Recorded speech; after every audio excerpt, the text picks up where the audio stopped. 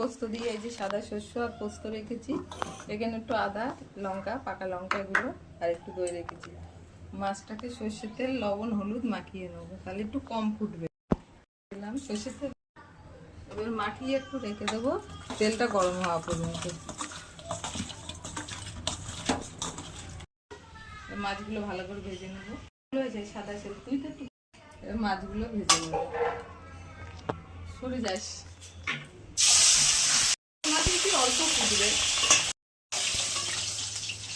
একটু কালো জিরে ফোড়ন দিলাম, লবণ দিলাম, হলুদ দিলাম, একটু গুড় দিলাম।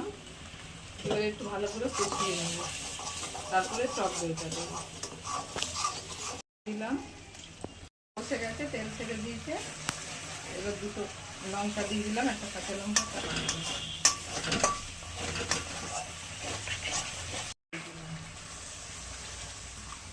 ঝোলটা ফুটলি মাছগুলো দেবো, মাছগুলো দিয়ে দেবো।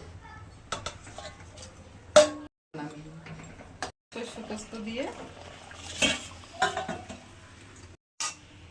পাবদা মাছের সর্ষে পোস্ত হয়ে গেছে। ভিডিওটা ভালো লাগলে লাইক কমেন্ট অবশ্যই করবেন। আর এই ভিডিওটা করি আমরা শাশুড়ি বৌমা মিলে। হ্যাঁ, আমার শাশুড়ি মা একটু ভুল কথা বলে। ভিডিওটা ভালো লাগলে অবশ্যই কমেন্টে জানাবেন।